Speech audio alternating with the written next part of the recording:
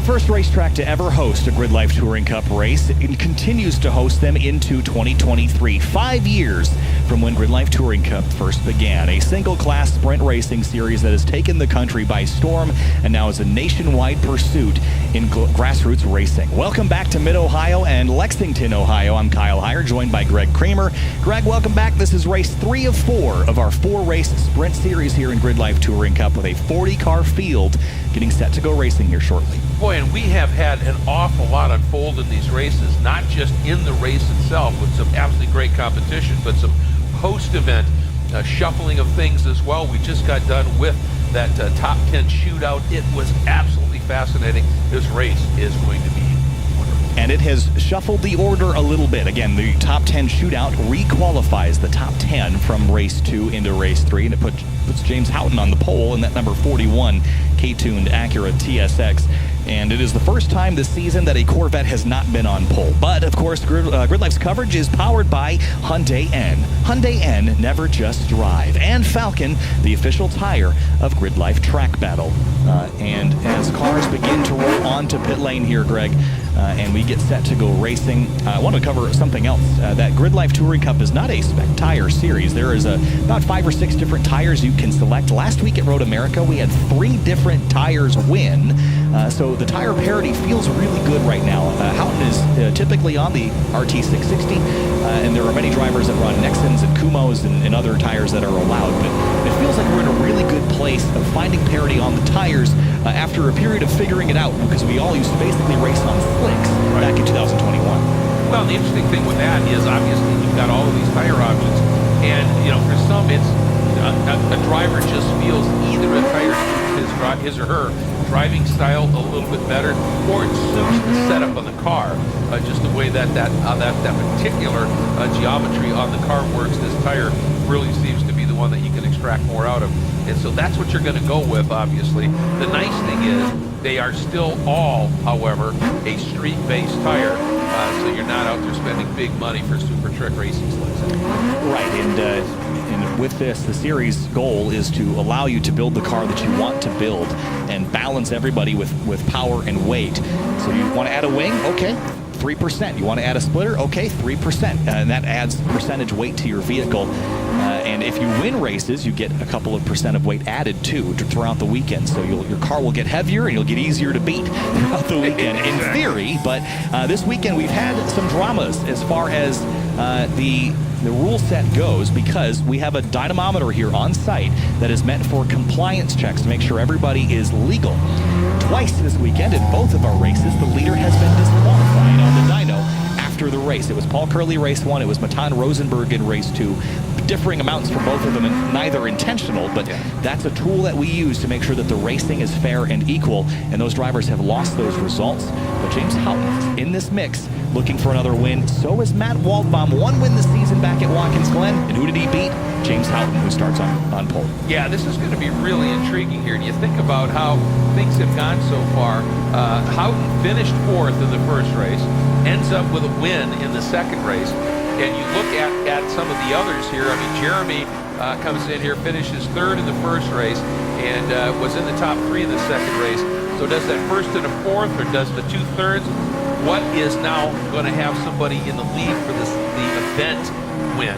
And it's the event win that pays points for the season championship.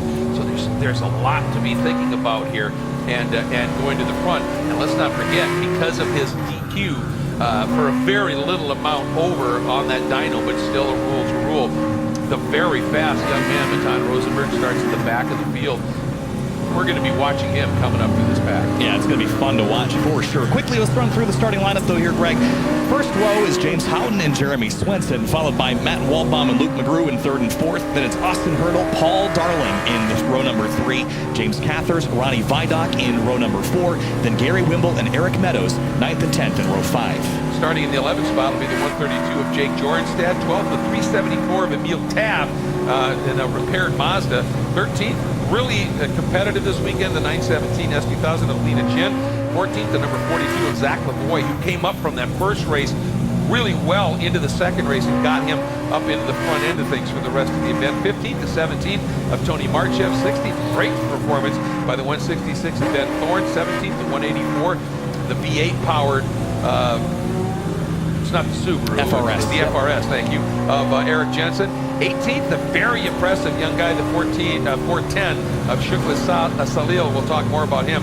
19th, the 202 of Jacob Price, and rounding out the 10th row in 20th, the number 4 of Adam Ulrich. Joel Morrison starts 21st alongside Jeremy Boysen. Then it's Adam Wood and Carlos Mendez in 23rd and 24th. It's Sam Scott and Julio Crispin in row number 13. Then it's Kevin Zhu and Chris Adams in 27th and 28th. Matt Corrins in the 52 all the way from Canada starts 29th alongside 30th place Andy Sundin.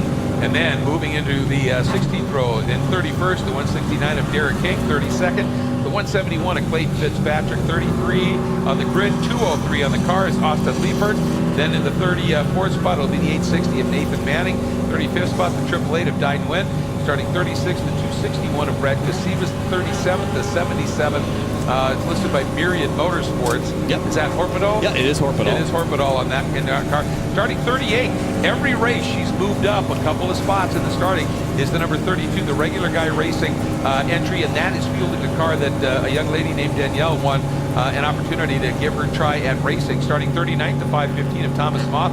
Starting 40th, the 541 of Seth Gale, and starting in 41st, the guy who finished first on the track in the race just a little while ago, 19-year-old now, Matan Rosenberg in the number 44 Corvette. You see him right there at the back of the field, and he's going to be hungry. Long road up for him. By the way, Zach Lavoie blew up an engine last week at Road America, and Andy Smedegard, who operates that car, puts it together for him. Put it together on Monday afternoon and left on Tuesday to be here. So a Herculean effort again by ASM and Andy Smedegard to get that car prepped for this race. Race 3, though, of the weekend, the penultimate race of Grid Life Touring Cup. Matt Wellbaum's problem on the start as we go racing at Mid-Ohio. The 90 pulls off immediately. Great quick thinking to pull off out of the way. That was a scary one, Greg. That was a huge judgment move by Matt Wallbaum. Played it perfectly. Look at this. Swenson from the outside trying to get position, and he's got it. Now, does Houghton roll enough speed to get overlap down to the bottom? He doesn't. Everyone makes it through turn 4 and 5 the first time through. That's hugely disappointing for Matt Wallbaum, especially in the points for the weekend. Still 3 wide as they go through turn 6 in the background, and there's the onboard from the number 90. That is not the way that he wanted to start this race. The engine's still running, so I'm not sure what's gone, maybe a transmission or something, but certainly something is amiss. Swenson leads Houghton into turn 11 for the first time. Boy, Jeremy wanted this. I really had the feeling that, and Houghton running wide. That was really close. Coming up through 11, he's pushing for everything he's worth. Somebody else at 2x2 up through there. This is crazy. It's a wild start. Race 3 tends to be a wild one. Paul Darling side by side with Hurdle as they come across the line for the first time. That'll promote Darling into 5th if he can hang on to it. 4th place make that as they head into turn 1 side by side. Vidoc has a great view of it from the 99. Well, Darling has figured out how to get that BMW to turn, as you said, now up into that 4th spot. But here comes Vidoc as well, pops to the outside. So there is still 2 abreast as we head up into the keyhole. Ronnie Vidoc along the outside of Hurdle to the inside of Cathers, new to GLTC, his second event, and he is absolutely doing a fantastic job here this weekend. Carlos Mendez was alongside somebody in the keyhole, and now the run down the back straightaway. This is where Darling's car is putting some gap on Austin Hurdle, but he has got a hungry field behind him, including Cathers and Wimble in that number 1. Oh, Matt Corrins. Trouble for the 52. He is driver's left entering turn 11, and that will probably draw a full course yellow, Greg. The quicker we get that out also, the quicker we can restart this race. We also have an opportunity to get Matt out from the back straight. We'll see what the call is here as everyone works their way down through Madness. Yeah, that's a really sketchy area. If he can't get that car moving, they're going to have to, the yellows are coming out. And they're being displayed now at the main flag stand. There is the full course yellow. And for the second time this weekend, for a mechanical problem, a full course yellow. So the safety car will be deployed here for the second time this weekend. The previous race, it was Seth Gale, got turned around avoiding debris, and the fuel tank dropped out from underneath the car and he couldn't get it moving again. So that was the issue there. But Matt Corrins stuck on driver's left, entering turn 11, and this will bunch everybody back up, Greg. And the difference between the starts and restarts here, we start on the back straight, we restart right here on the front straight. That kind of changes the dynamic of the restart, certainly.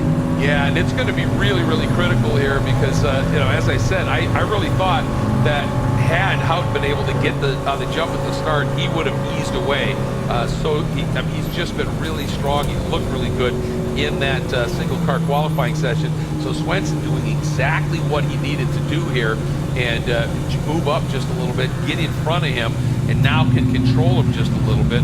Walbaum still, the engine's still running in that car. I wonder if when he went hard to throttle, if he snapped an axle or something along those lines, or a gearbox, because he definitely, you wouldn't expect him to be that back. And to me, Matan Rosenberg up to 33rd only. This caution, if he'd been up into the top 20, if this caution had come 2 laps later, it would have been a huge break for him. Yeah, so hopefully we can get going pretty quick here. I imagine Mac is the primary concern there, and yes, Matt should be able to get attended to pretty quick as well. Walbaum not in as bad of a place. And again, I have to give Matt huge credit for how quickly he knew, hey, something's not right, get off the track, because behind him there was 40 cars that could not see him behind. So great credit to Matt Walbaum for the quick thinking there to get off track as far as he could as he sits trackside now waiting for assistance. It's a frustrating feeling, but better than having 40 cars up in your bumper before you can even think. Yeah, I mean, you had barely finished saying the green's out, and yeah, Matt had moved. Great reaction by him. And talk about thinking about your competitors. Yeah. And, getting out of the way, staying safe. So they have the flat tow, they call it. Tow vehicle hooked up to Matt Corrins. And this is over in the approach. This is the exit of Thunder Valley up into 11. So this is a short tow. Matt, they ought to be able to just give him a tow and tuck him.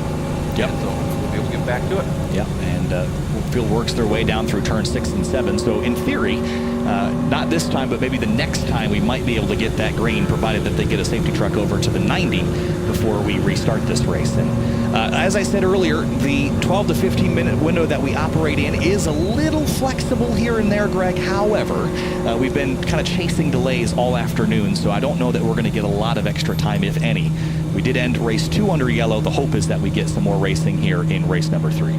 Yeah, I mean, it would, obviously we'd love to see as much racing here as we possibly can, but you just have to be mindful of the track curfew, the time allotted, all those things have to play into this here. And you can see Luke McGrew there really thinking something's going to happen fairly soon, because he's working hard. And that side-by-side, folks, there's the misnomer that's all about heating the tires, and it's not. It helps it, but more importantly, it's about building, cleaning the tires off. Am I seeing what you're seeing? Well, I see the lights out on the pace car. It is going to follow Matt Corrins into pit lane. The main flagger has gotten rid of the double yellows. We are coming to a restart, waiting for that green flag to fly. And once the green waves, we are racing again, back underway at Mid-Ohio. 9 minutes to go in GLTC race number 3. Jake Jornstein, a big run on Gary Wimble into turn 1. He is wasting no time getting going as the rest of the field storms towards turn 1. Yeah, that'll give Georgetown 8th if he makes that pass stick, and he sure had position, so he's done it. Oh, Ronnie Vidoc off wide at 1. Man, he was all in the mail through that first corner. Yeah, he was. Well, that's front drive, right? Yes. Just squeeze, point it where you want to go, squeeze the throttle. And, folks, you may have thought, boy, it looked like Houghton got caught napping at the start. Well, there's no way he was going to really be able to make a move against that big thundering Corvette down into turn 1. So I think it was a smart move. He laid back a little bit to use momentum, be able to really flow speed, but Swenson has dialed that car up, and looks like Hurdle here has an opportunity. He was closing quickly on the back of Darling. Yeah, Hurdle, big lunge here on Paul Darling into turn 4. Darling leaves plenty of space here, but now the track goes back left. This will give the advantage to the 55. If he can slow speed through here and keep it, he'll keep that spot for now, but I think Hurdle kept the overlap, and yes, into turn 6, still side by side. And again, Darling runs nice and wide, gives him plenty of room, now reclaims that spot. But now Hurdle gets that little bit of overlap again. He's going to be in really good position here for 9. Yeah, and Paul leaving a lot of space there, maybe to even his detriment, but that is what GLTC is all about. If the track is 2 lanes wide, you take left, I'll take right. We get through their side-by-side formation flying. It is a team sport here in Grid Life Touring. Yeah, non-contact sport. I love how you put that here. And Cater's doing another really, really stout job all over the back right now of Darling as they come through 11. I see that bump right in the middle of the 12 to 13 transition. You have to wait for the car to settle to get back on power. Nice line through here. Looks like Lena Chin has Zach Lavoie, her teammate, all over her rear bumper as we watch Luke McGrew try to run Houghton down through turn 1. And, oh, Darling off at 1, drops the tire again. Even with that extra curbing out there, they're still finding a little extra road to use. Yeah, they are pushing, aren't they? I would say so. Well, hey, this is the, third of 4 races. No sense leaving anything on the track at this stage. Lean it down to the inside of Lavoie there. See if she's able to execute that really nice move into the keyhole here. Meanwhile, Austin Hurdle has that Nissan singing out there, that beautiful pink nose machine. Look at Wimble and Emil Tab and Jake Jorenstad. Great formula setting up here for the tail end of this race. Ronnie Vidoc, Cathers, Darling, Hurdle. Look at this great mid-pack fight here. I say mid-pack, this is really fourth on back. Lena Chin, Zach Lavoie still running nose to tail as they were at the beginning of the lap. And Houghton playing defense right now with the Corvette of Luke McGrew behind him. Yeah, McGrew has just turned the temperature up, hasn't he?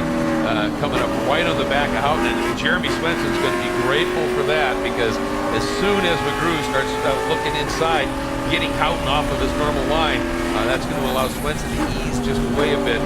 So Houghton right now, he's just got to put his head down. We saw the speed. He has the pace here.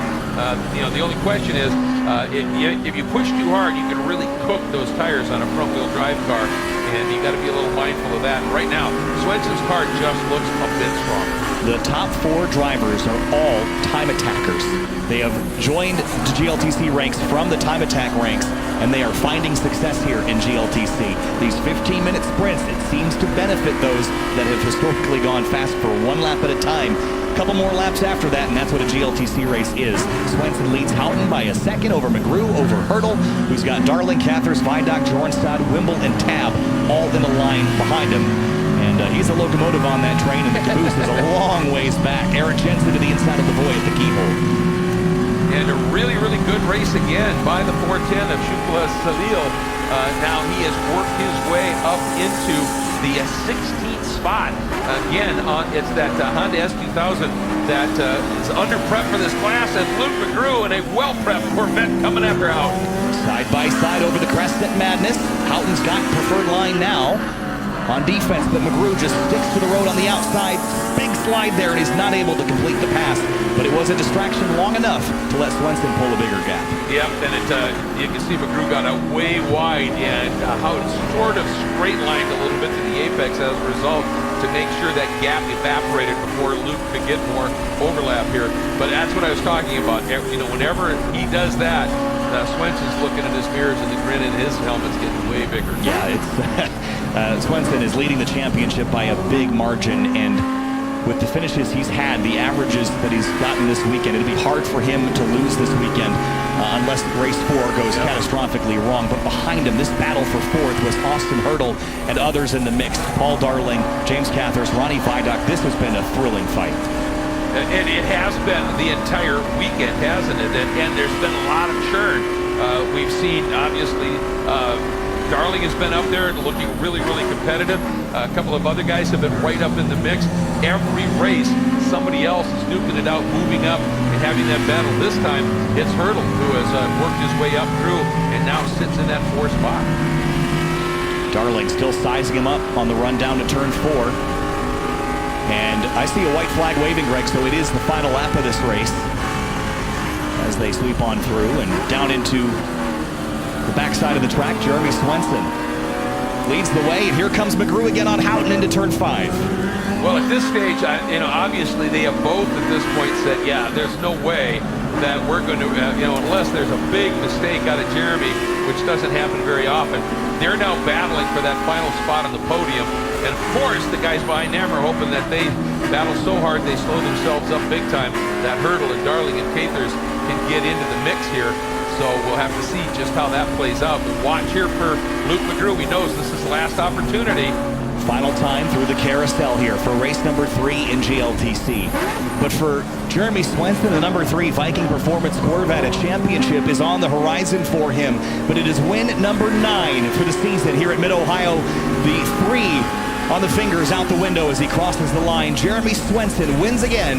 Then it's Houghton, McGrew, then it's Hurdle and Paul Darling, his first career top 5 in Grid Life Touring Cup. James Cathers, Ronnie Vidoc, Jake Jorenstad, Gary Wimble, and Emil Tab, your top 10, and behind him and even more. Thrilling fight, Jensen, Salil, Lavoie, Price, Ben Thorne, and more. Yeah, just amazing. Look at Matan Rosenberg side by side with the 911 at Crispin. He can only get up to the 24th spot. That tells you how fierce the competition is in this category for a race winner to be able to fight through this pack, and gave it everything he could. And for Swenson, a win in 2/3. Those are pretty good numbers for an event title, and that could be huge because if he wins it, right? Yeah, I mean he's jammed. That's it. Yeah. That would solidify it mathematically for him. And there is Matt Waldbaum, who has just been spectating trackside for a little while, and hanging up the steering wheel there on the roll bar, and that is a frustrating situation for Matt. Especially so because, Greg, the interesting part of race 4 is that we do a random invert of the top third of the field, and Matt might have been able to take advantage of that, but no longer, as there's a car off at turn 6, and I didn't get a great look at who it was. Red, but I didn't catch anything. Oh, it might be Nathan Manning in that A86 or the Corolla? Maybe. Yep, you're right. It is. So it is Nathan Manning.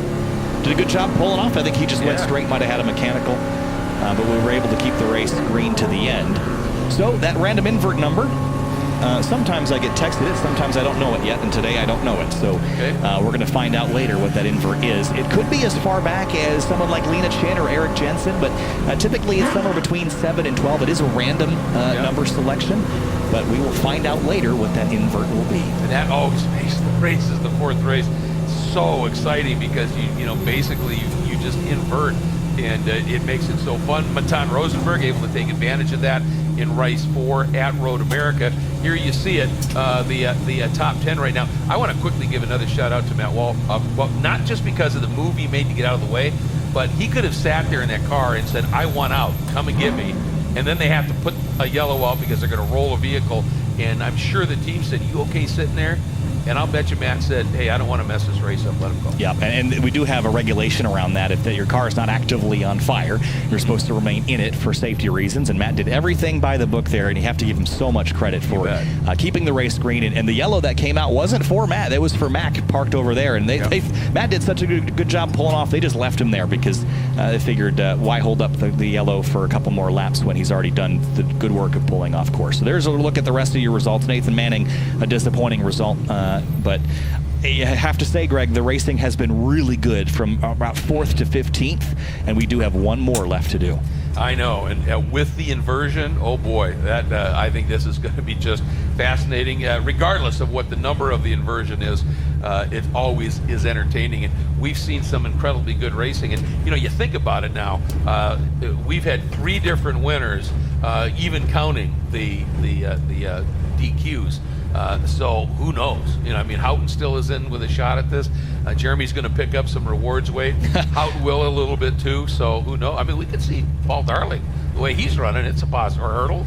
Yeah, and the 3 still has to pass that dyno test also. Whoa, so boy. All I'm saying is that we've had 2 Corvettes on it so far this weekend, and they've had problems on it. So jury's out. So you're not saying, you're just saying. I'm just saying. That's going to do it for us for now for Grid Life Touring Cup race number 3. Up next is going to be some drift, and I'll be joined by Derek King here in a few minutes for some drift coverage before we head back to the track battle podium sprint and finish off our broadcast with the 4th and final race for Grid Life Touring Cup. We'll be back after this. Born on the track, bred on the mountains, raised